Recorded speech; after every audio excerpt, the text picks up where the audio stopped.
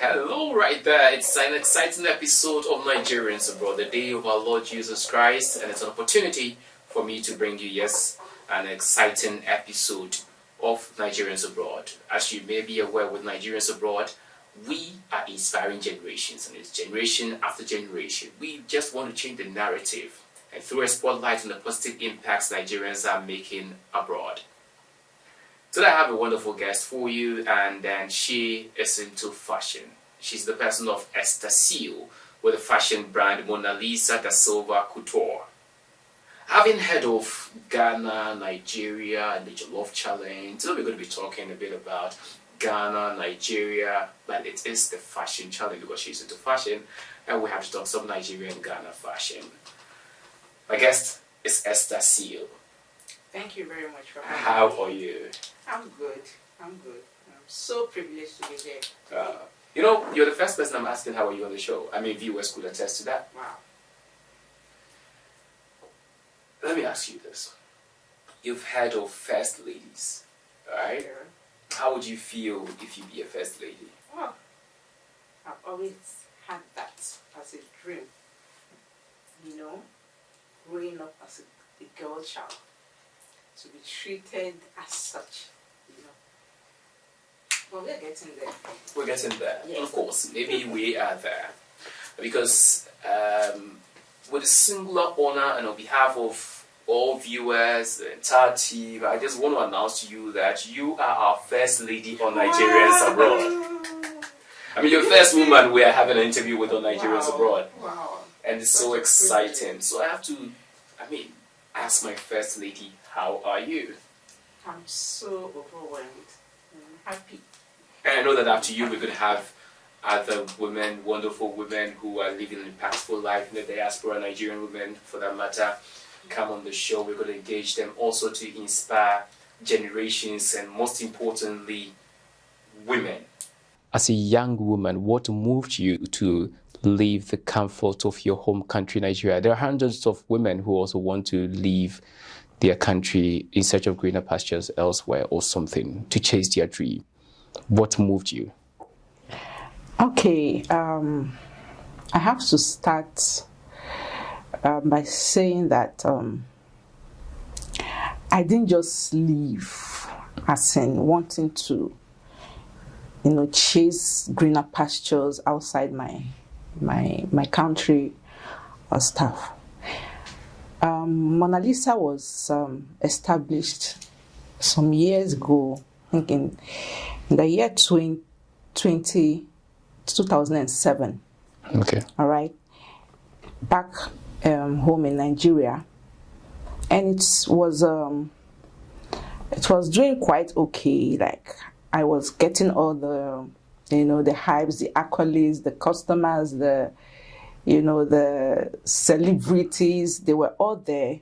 So with that, I had no intention of relocating or moving out. But then marriage comes with a lot of sacrifices and all that, and that was what happened. So I had to move to save a situation, a marital situation. All right. And so we came down here in 2013. That's about 6 years after establishment. Yeah. And I must say that starting all over in a place, in a country where you know no one, you have no bearing, nothing, is quite a huge challenge. Okay. But then, I must say that in every situation, one must always look at the positive aspect of it. I must say, coming to Ghana, even though it wasn't planned from the onset, it has made me something more than what I thought I was enjoying back home. Okay. You understand? So it made me a better woman, not just a young woman, it made me a better woman, and made me see more to just fashion. It made me see more to what really matters, even though I'm still in the fashion industry. It made me know that you can reach whosoever, you can change situations, you can touch lives through this work, this fashion work, not just making outfits for people to look glamorous and beautiful and all that. It is deeper than what it really is. Wow. And so I'm happy I made that decision. I think it was a tough decision to make. It was indeed a very tough one. You know, when you are there, you thought you've seen it all. You have seen them. You have met the people that really matters in the industry, and boom, one day you just have to, you know, pack up everything and you leave, and you come to a place where you don't even know, you know, you don't know anyone, nothing. You don't even know the fashion aspect of the people. But then, like I said, when you are in a place, in a new environment, in a new place, it is an opportunity given to you to either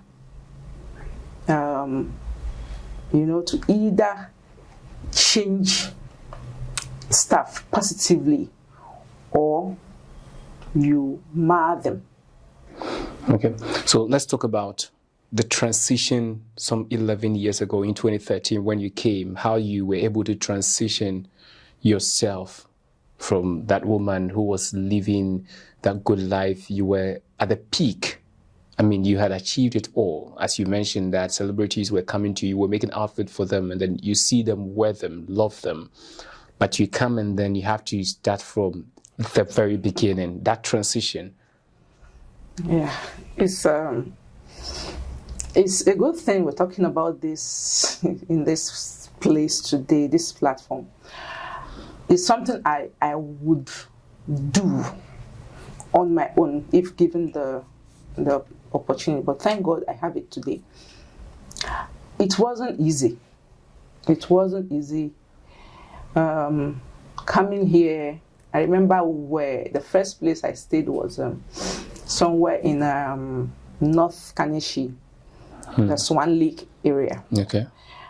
And I had just a neighbor.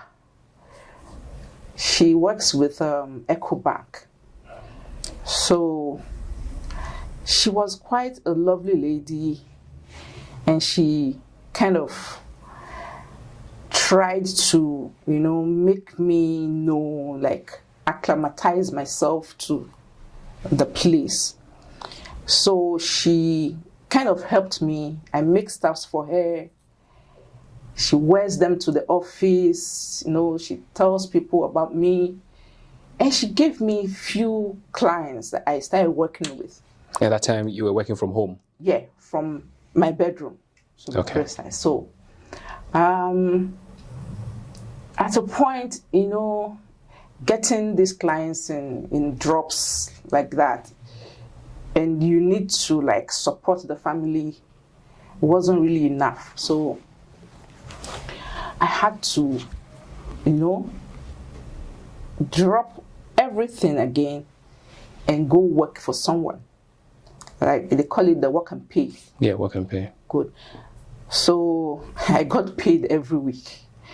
And of course, whatever I get over the weekend goes into, you know, supporting the home and all that. It was hard. Then I will also want to appreciate my church. I found myself in a good place. The Winners International. Nice Chapel International. Yeah, it was very close to my house then. I could even walk to the church if I don't have taxi fare. So I joined the choir, and I got the first job when there's this lady that, just told someone, oh, she's a fashion designer, she came from Nigeria, blah, blah, blah. And I got my first job. They asked me to make the choir uniforms. Okay. And it's a very urgent. They are using those uniforms that Sunday. And I got this thing on a Friday because I went for a choir rehearsal. So I got distance. They said, how many do you think you can finish before Saturday, Sunday? I said, I will try my best. I will try that. I didn't sleep. I worked throughout the night. Even that Sunday, I couldn't go to church. I just sent the staffs to them. But I was dizzy. I couldn't. Can you finish it all? I didn't finish all, but I did a sizable, amount. They were impressed. They were like, wow, under just a few hours and you were able to do this. Wow, that's good. And that was it. Then they started giving me stuff. Oh, you make for me. And one thing is, I personally am a fashionable woman. Even before I decided to go into fashion, it has been there. I have this sister of mine. She was the one doing the thing. We call them the tailors. Yeah. So she was the one doing it. And when her clients come, she'll ask me to sketch designs for me. Okay, that was how I started. Sketch designs for me. And I was like, okay, I will sketch something. And they liked it. And I was like, okay, I like this job, but I don't think I want to go into it. Why? Because of the mathematical aspect of it. Because she'll come with some questions. Oh, please, what is the quarter of 7.5? I said, what kind of question is that? I'm not a mathematician. Why are you asking me so? So that put me off entirely. I said, well, please, with this, I can't even go into this. Then when I started working in the insurance industry, then one day, my boss said something, told me something, because during the break time, I don't go for break. I don't go anywhere. So I would take this, our old newspapers, I would be sketching stuff and be cutting them, cutting outfits. So this boss came and was like, don't you think you are wasting your destiny here? This is what you should be doing. And I was like, okay. But I'm here in my comfort zone, getting paid every month with fat salary. Good money. Good money. So why should I go and be doing this? But I love dressing up. And so when I got married, of course, I wanted a situation where I can manage my time and my family at the same time. So going for the 9 to 5 job will not pay. So I decided to now go into fashion. Just 1 year. I did it for just a year. Boom. You had to do a year training and then a year training. But then I went to a very good designer. I don't know if you've heard of Frank Oshodi.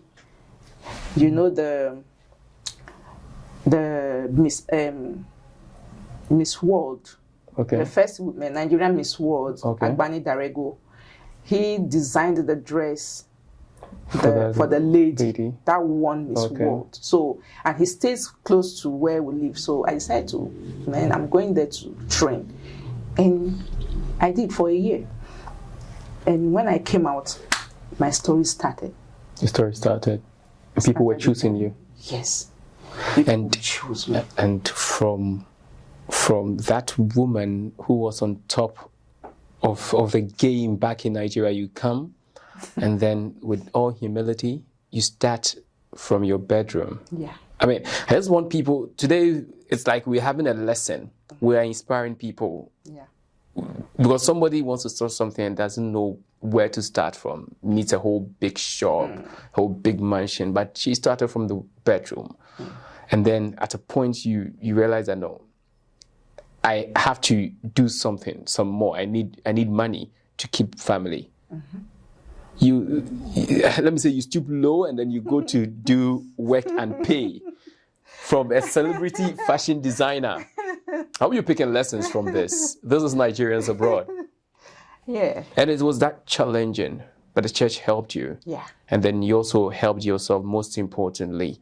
What are some of the challenges you faced? I mean, real-time challenges you faced at the time? I know that you face challenges after challenges every now and then, but at the time, real-time challenges you face that you may want to share. Do I want to go there? Please go. Yeah, I should go there. Somebody should hear that story and get inspired.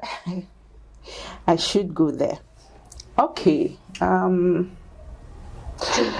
It's a bit painful, but when we talk about these things, in a way we heal.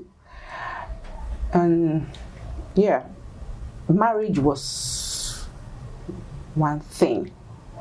You know, there's this saying that marriage can either make you or Break you.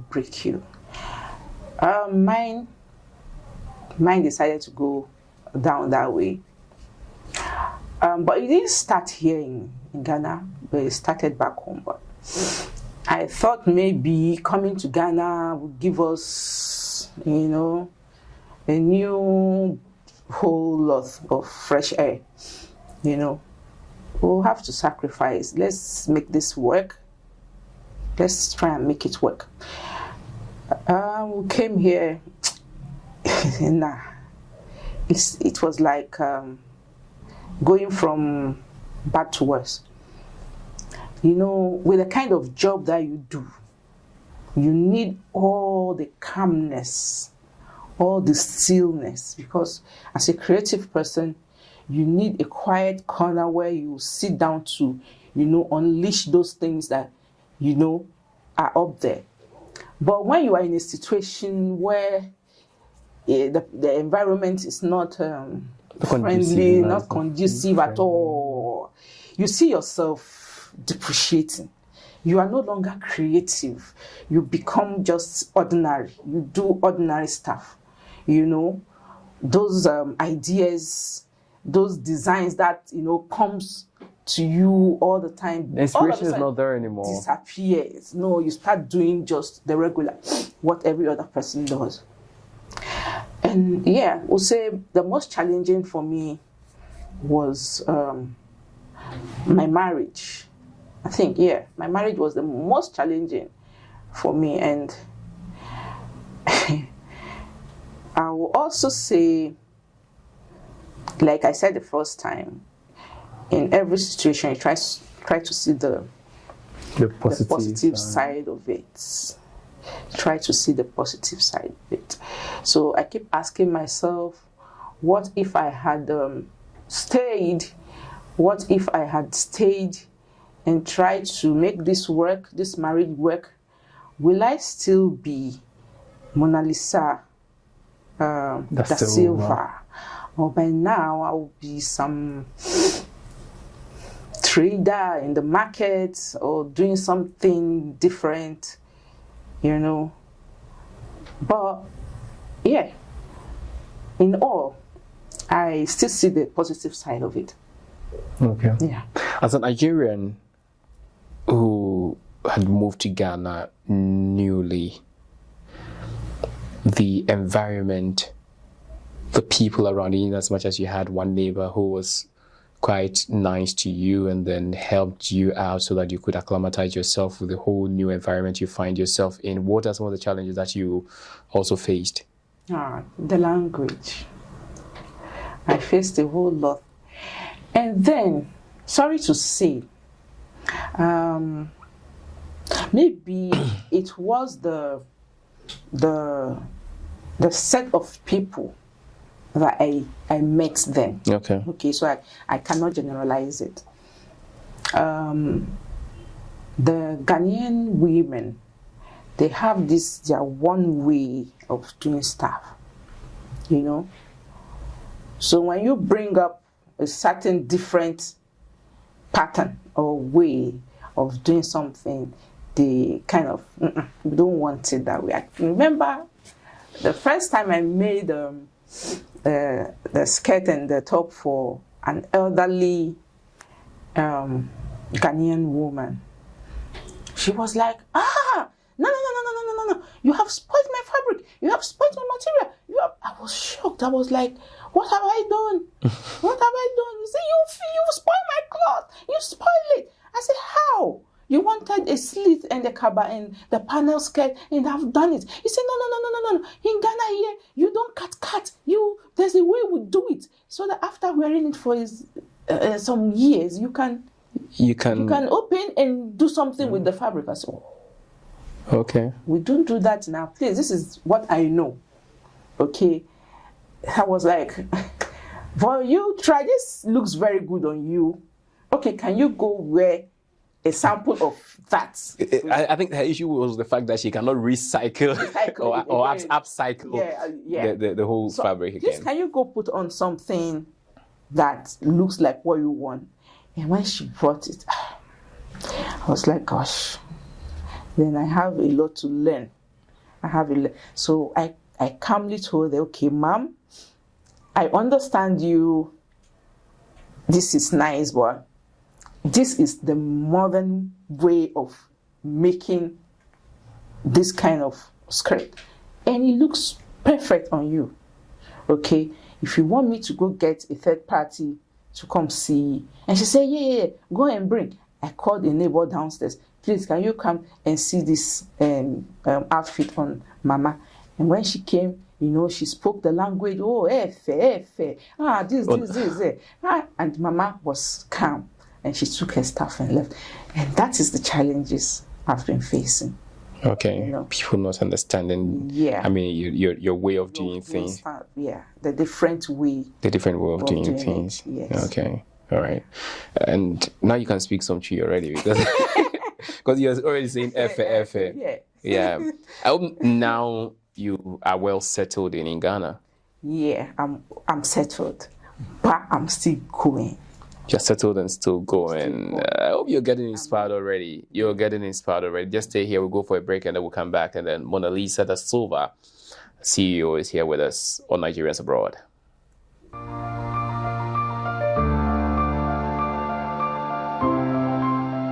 Our gallant men and women travel far and near in search of greener pastures.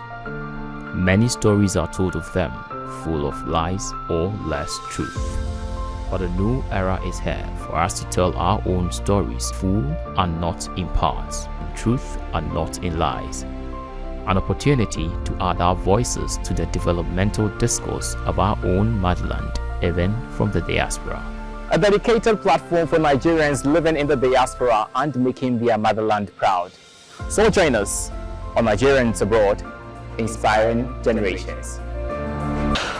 I know by now you might have observed it already that today's episode is coming with a lot of emotions and lessons for everyone, the young, the old, couples, most importantly.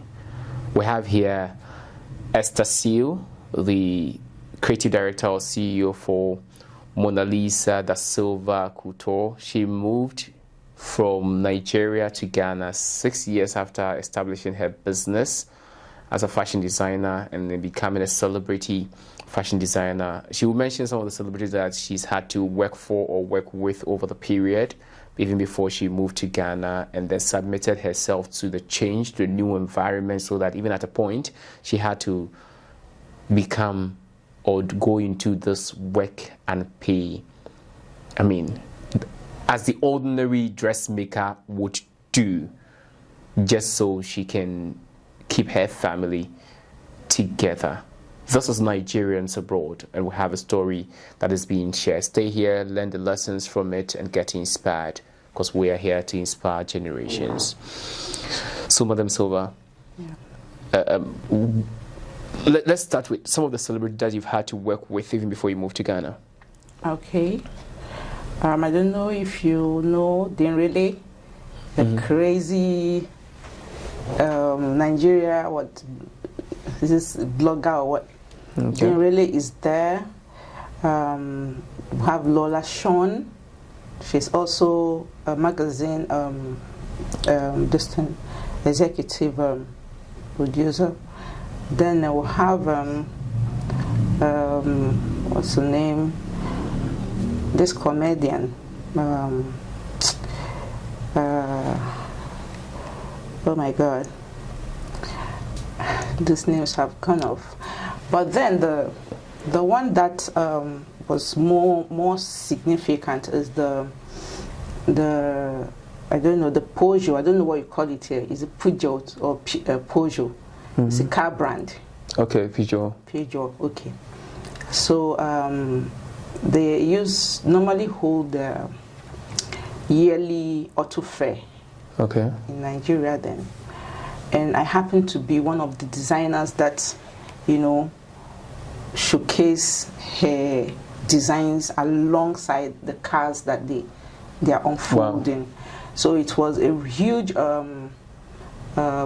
fashion festival kind of thing for me, even though it was an auto event. Yeah, auto event. So you have it comes with fashion. It's an auto and fashion event. It was a huge one for me, the pay and everything.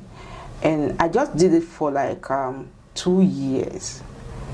2 years before I left and came to Ghana.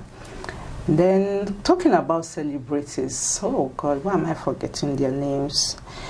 I have a couple of them. I have them.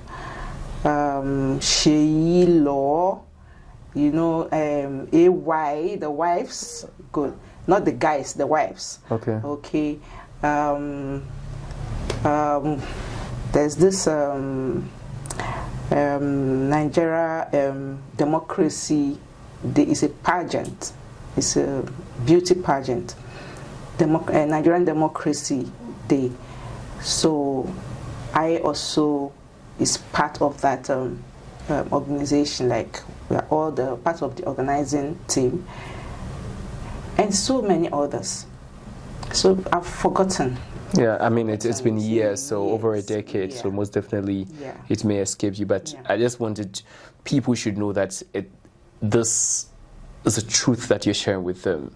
You know, when the names comes, it becomes factual for our audience. They can find out themselves.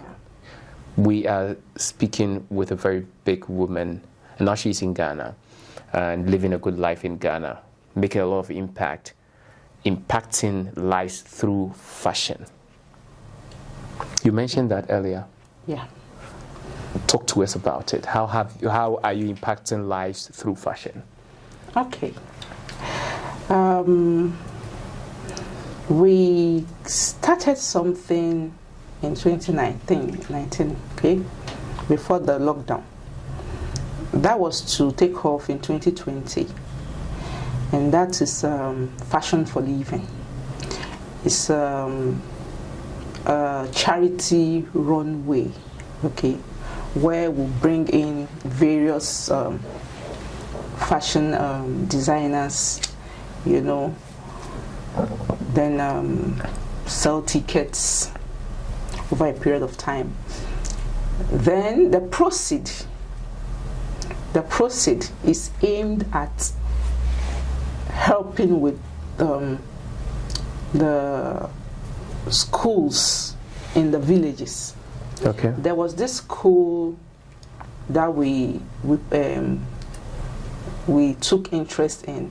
It's at Koforidua, up the hills, the mountains. This school, some of them are just under the trees. Some no chairs, no. So we're about starting that project when the COVID stuff came, and we had to take a break. Luckily for us, we had a wonderful chairman then that was really out to, you know, he was supportive, very supportive, in the person of Mr. Chris Malcolm. We were on it, and the COVID struck, and we had to put everything down and restructure later. Then, back in my church, we normally hold this skills acquisition week. Okay. I remember the last one I did was I took on more than 100 ladies within a week. The purpose is not to make them, the perfect fashion designers, but to give them a means of livelihood. Okay. These people are people that know nothing about fashion. They know nothing. And of course, they do nothing, to earn a living. But during this week, within 1 week, I was able to teach them the simple, the loose dresses, ready-to-wear things that you see all over major bus stops. Go to La Paz, they are there. They will sew, go take it to the bus stop, the markets, they sell, and they make a living. Sometimes I pass through La Paz, and I'll be hearing, Madam. When I turn around, I don't know you. Oh, you are the one that taught us at Winners Chapel, this. So when I see these things, I am happy. I am happy. Even though I'm not there. Even though my dreams and visions have not even lay hold of them. But when I see these women, young girls, I remember even after the skills acquisition week, some of them still continued with me. Oh, Madam, please, we would like you to still take us on for at least a year or something. And then, miraculously, I got a shop at this Niboy town. And there I was able to train girls. I think there were about 15 of them before the lockdown. And before that lockdown, I made sure that, of course, you can start your fashion business or whatever with what I've given to you. And we held a fashion show where I uncovered these ladies. I showcased them, and it was so amazing when I see them, run their models down the aisle with whatever they've made.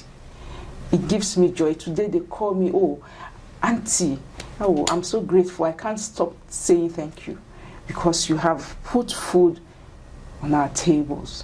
The married ones, we can now support our husbands. Some are in this northern part. Tamale side, yeah. Some are there. She will call me, oh, Madam, oh, you don't know what you have done. Now I can support my husband. See, my husband used to be in Accra. He was transferred to Tamale. With this work, now people know me. We have some Nigerians here too. So when I make things for them, they say, this is Nigerian pattern. And they come to me. They are coming to me. I'm very happy. Some of them are in Liberia, Sierra Leone, all over the place. But the way you're talking, you might have done some of these things freely. Yeah, the 1 week was absolutely free. Even the one at, what's the name? Niboy. Niboy was, you have to pay something, 500 cedi for 1 year. Wow. 500 cedi. I mean, if you say before the lockdown, that's like 2019. In 2019, 2020. 2019, 2020, yeah. People were coming to you to learn fashion for 500 cedis. For 500 Ghana cedis. For 1 year. Why that hard? So it gives me great joy. Back home to the people I've trained, I've left.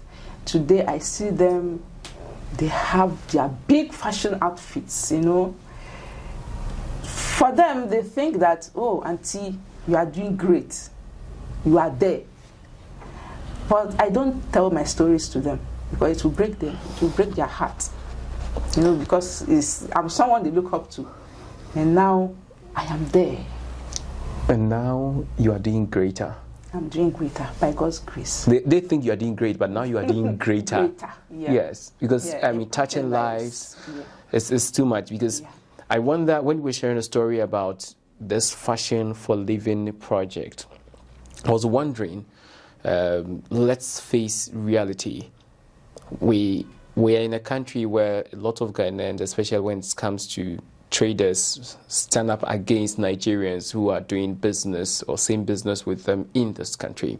So the question is, what would make a Nigerian woman think of going to help deprived community so that in the sector of education, she wants to contribute her quota to the educational sector in Ghana? What brought that kind of idea up your mind? Okay. One thing we all should know is, forget about the names of the countries, the names of whatever. For me, I believe that wherever you find yourself is your home at that time. Make it your home. So when you make it your home, you put in everything that will make that place grow, and not just take from it. All right, good. Fashion, people will say, okay, it's just for us to wear clothes and look good, and you know. But for me, fashion is, like I said before, is far more than that. Fashion is your way of life. It's your way of life. So I shouldn't show people my fine clothing every time I step out. Oh, you're looking good, you're looking this, you're looking that, without doing the main thing, which is beautifying. If it is your community, you beautify it. If it is whatever your hand can reach at that time. And I see that fashion is one thing that when you mention it, everybody is interested in it. So picking fashion as a tool to reach out is much easier. All right? And like we said, fashion is a way of life. So we have chosen fashion to reach these people, you know. So when you tell people, oh, there's a fashion show somewhere and it's just 10 cedi tickets, 10 cedi, you are coming to see varieties of fashion designers, you know. Wow. You entertain yourself. At that moment, you forget about so many things that's weighing you down, because you are engaged in seeing beautiful things at that time. So good. Fashion is one key, one very easy and fast selling point to reach the people. Supporting education. Yeah. You ask, why did I choose that? Yeah. Education dealt with me. You understand? I was born into a very humble family. When I say humble, we were very humble. Well, your story tells it all. Very humble family. And I'm not how do I put it? I'm a brilliant student. But then, the money to push, to go further. So I discovered that education has really dealt with me in a way that I wouldn't want anybody to go through that. The people see me, I tell my stories to some people and they say, please forget about your life. Wouldn't believe it. The way you are all pushed and stuff. You can't tell me. I told that I have gone to school. I have gone to school with just my school books on my head. No sandals. Barefooted. I go trek. Sometimes I trek miles to school. That is, I'm talking about 1990 to 92 and stuff. So it's not far. So you are a brilliant student. Your teachers sometimes, they come, if the day I don't go to school, you see some of them when they are passing, going home, they branch. Oh, why didn't she come to school today? This, that. You know, but just to get the simplest material to go to school was so hard, because we lost our daddy very, very early. So the whole thing was on my mom. And, you know, so I took that upon myself, that yes, we have to deal with this thing that taught me a lesson in life. You understand? So that is it. That's the reason why. I want to say something to you. It may be a bit of shock to you. You're one of the most educated people I've engaged. Really? You think education dealt with you, but you're one of the educated people I have engaged over the period. Please stay here. We'll go for a break and we come back.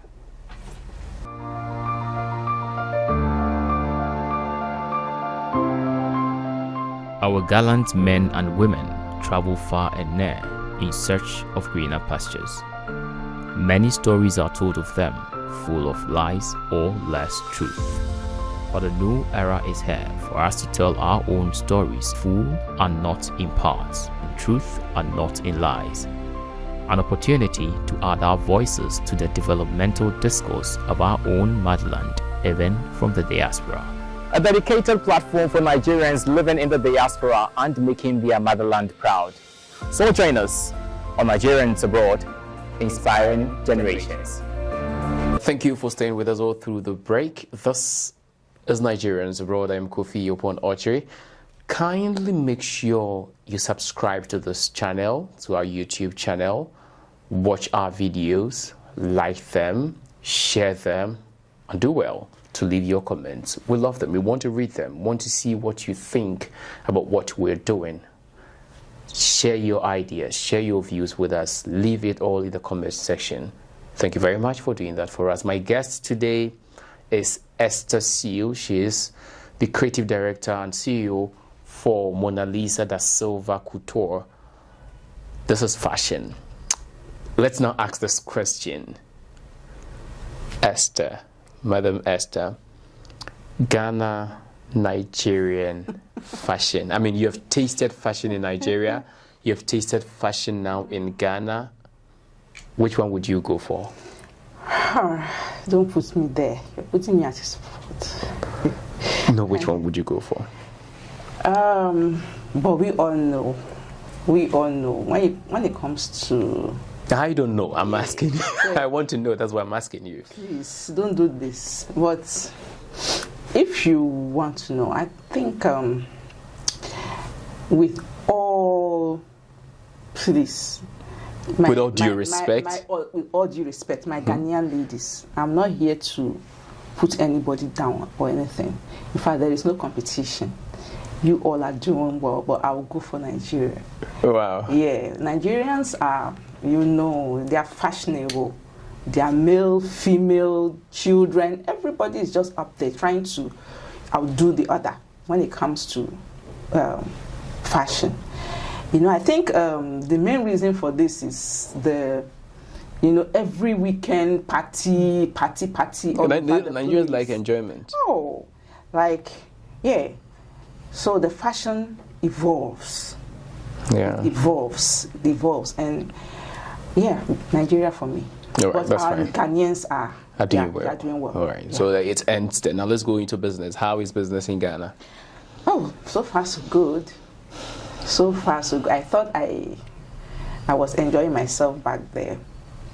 But here in Ghana, it has given me a new leverage. Like, I get to meet some, top women in the society. People I have never ever thought I would meet. Places I have never ever thought I would be. I make outfits for them. And And I'm like, wow. I was thinking I left something back home, or I lost something back home. But I've recovered something even bigger for me. These are women, women of substance. Yeah. And I'm very glad I did. I'm very glad I took that decision of coming to Ghana. So, I mean, what has been your secret to the successful life you're in now? It's consistency. Consistency. Like, I never allowed me, because saying me, if I'm to go by me, the things that I went through, if I'm to go by me, by now I wouldn't even be in the industry anymore. But I persisted. I am open to learning things. I learn. Fine, I can't get it from those places, but I make good use of my data, my phone. I do online research. What is in? What is new? What are those things that we did back then that we thought was, okay, but in this new era, it is a mistake. Or how can you even modernize some of the things? So I go online, I do research, and luckily for me, I'm a bit good in arts. So sometimes in my free periods, I sketch. I just try to, bring out things from within. And yeah, so when you see my designs, most times it's kind of different. It's not the regular stuff that everybody wears. I try to put in one or two to make it. Even my clients, when they come, they know. They say, hey, Mona has come, or Mona has come. I gave you this one, do this one, you add your own inside. I say, that is what makes us stand out. I can't just copy and paste. Have to do something a bit different from. And that has been it for me. All right. Now, where is Esther Syl of Mona Lisa da Silva Couture going? The future? Oh, my future is so... I want it to be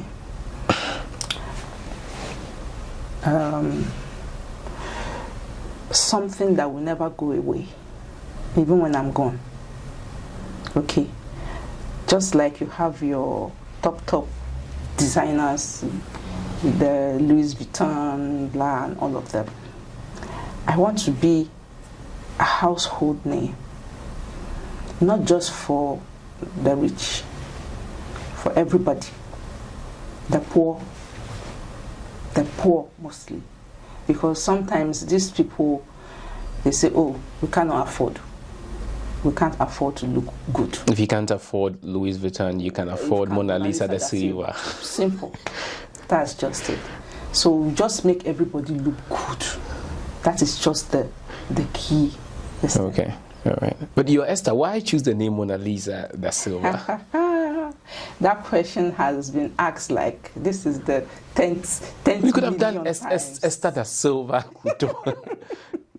Okay.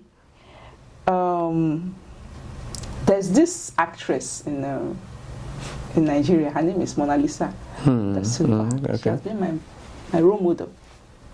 I love that lady. I love her.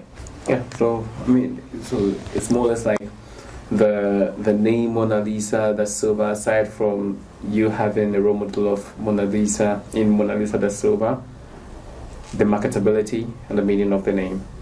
That's what made you choose that name. Yes. All right, that's very wonderful. Now at this point, you just have to look into your camera and talk to Nigerians abroad. Okay, this interview won't just end like that without me going down our way.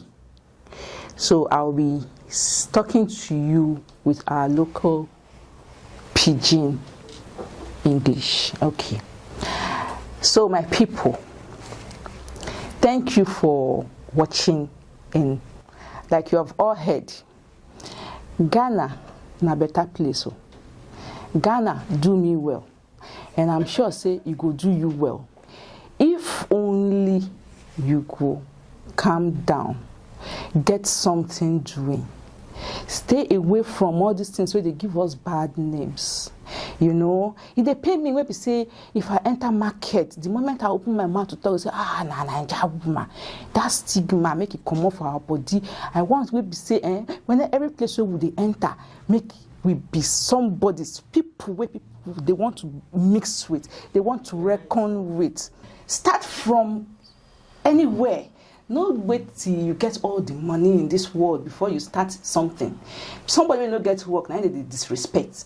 If your neighbor say you know they do anything, from morning till night you just sit down one place, you know, no respect for you, they disregard, and that is where the stigmatization comes in.